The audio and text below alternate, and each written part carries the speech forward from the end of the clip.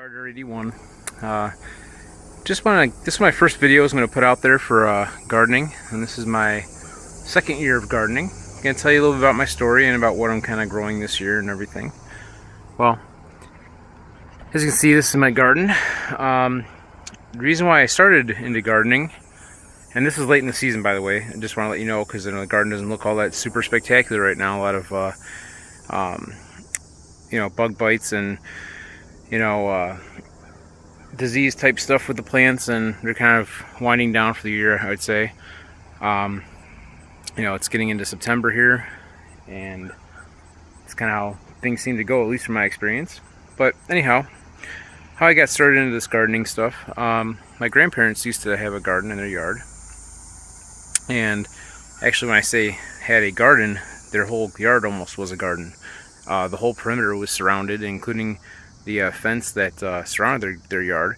It was a small yard because they lived in the suburbs and everything, and kind of an urban area with small yards and houses are close together and all that kind of stuff.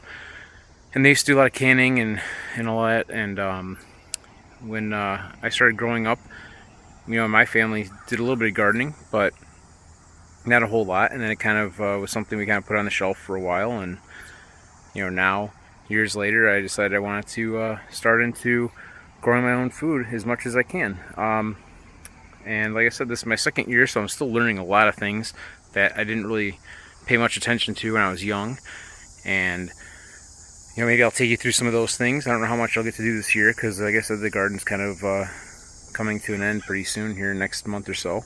But anyhow, about my garden that I have here, and this is the first year that I've ran this configuration.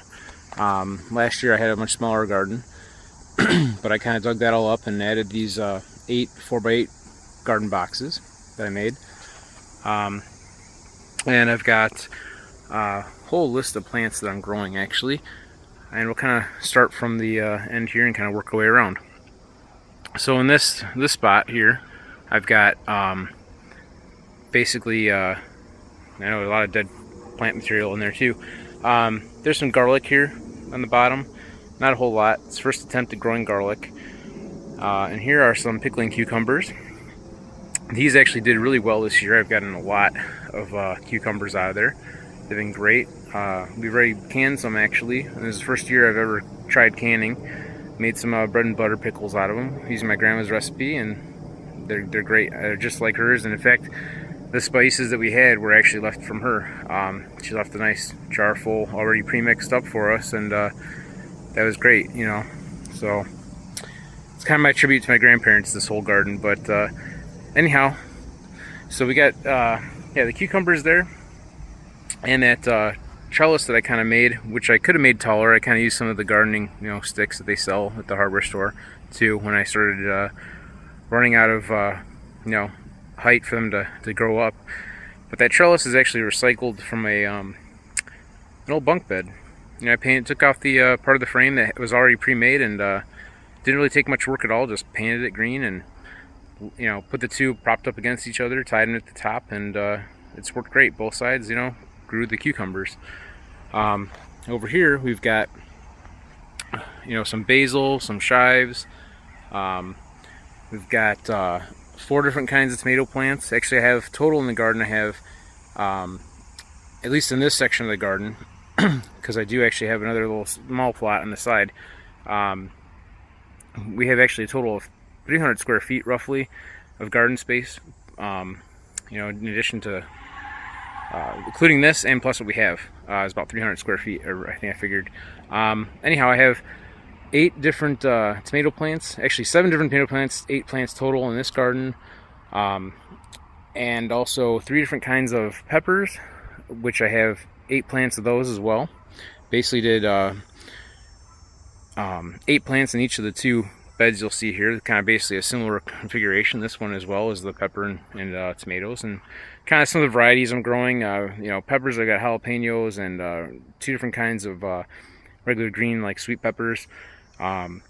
Tomatoes, I've got large cherry tomatoes, a variety of called Oregon Spring, Big Boy Hybrid, which I just tried out, and I don't know if I said Oregon Spring, But there's a variety. Oh, Romas. That's another one. I have a couple different Roma plants growing too, because I want to use those in some different sauces and making some soup, which I did last year. I actually made homemade tomato soup first time.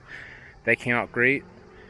Sorry if the camera's a little shaky because I am walking around with it, but this one, it doesn't look all that spectacular now because it's kind of towards the end of the season again. But I've got, my zucchinis. I got a pretty good amount of zucchinis out of here, and then I've got in the center green beans. They actually stringless green beans. Much better this year than last year's green beans. Last year's green beans had the string in them, and they were, very, very like fibrous as far as the string goes, and I did not like them as much. But this year, these are great. I didn't get a whole lot out of them because of the configuration. I kind of chose to grow them in, along with in the same box. I've had two different kinds of corn in here, which the corn didn't do real well. Bugs started getting it towards the end of the season. And they didn't really produce very large, mainly in whole because if you look up here, I got a lot of trees from the neighbor's yard kind of blocking the sun. But anyhow, this was an experiment that I heard about from a friend, and what it is called Three Sisters. Basically, you have a squash, beans, and corn, and each one of them, as far as I understand, at least, I'm still learning everything here, and wouldn't say everything, but I'm still learning in general, trying to figure out how to grow stuff and what to grow and all that. Anyhow, configuration is called Three Sisters. It's corn, zucchini, squash. I'm sorry, corn, squash, and beans. But they're all beneficial to each other in some way, and I couldn't really tell you the exact science behind it, but I was kind of reading a while ago about it, and I said, I'll give it a try. I'll put them in here and kind of do my own configuration. And something I kind of learned about it was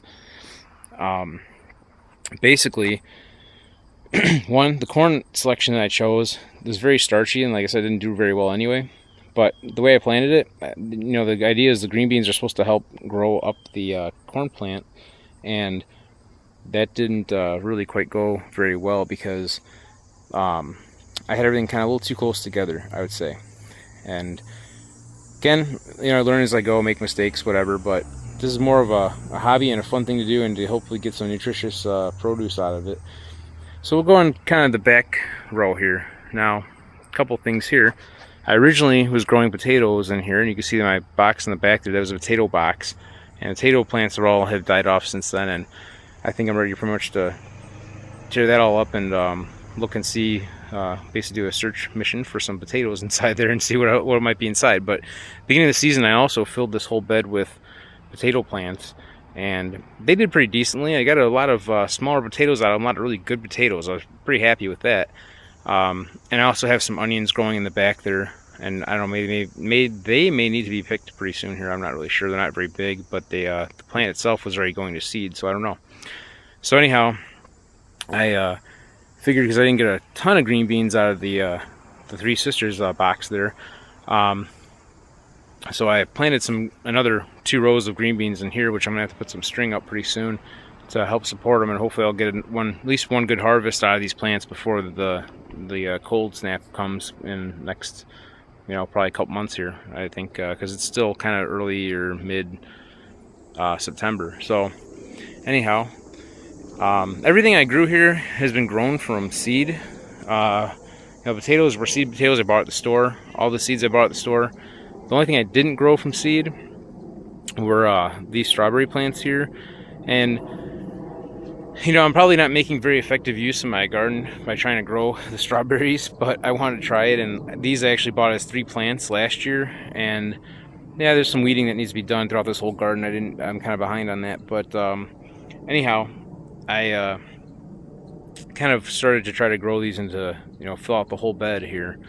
So I don't know, I might just leave these alone because they will come back next year after the winter and everything. But yeah, I probably could grow something better here that'll give me more yield, since I only seem to get like a few small strawberries out of this box at the beginning of the year. Of course, I only had the plants were much smaller, so there weren't a lot of just wasn't going to be a lot anyway being grown. But anyhow, moving on to the next thing. These are some watermelons, and I'm in the Midwest, so I didn't expect them to get big. But they grew okay. They're not as sweet as the ones in the store. It may just be the variety, or I might have also waited too long to pick them. So these might just end up being used for seeds or whatever at this point. And maybe next year I probably won't grow watermelons. Like I said, kind of similar to the strawberries. Not a very effective use of the space, living in the suburbs. But anyhow, we'll move on to the next one. I've got 2 rows of carrots there that are doing pretty well. They actually were pretty big. One of the things I did was this particular garden bed, I mixed some sand in with it and everything at the beginning of the year to kind of make the soil a little loose. And I worked it really early on in the season between the rows to try to keep the soil kind of turned and loose enough for those carrots to kind of expand down into the soil. And that was just my theory. I don't know, maybe it is a better method. But yeah, there's a few more weeds in here I gotta still pull. But the other 2 rows here, as you can see, are beets.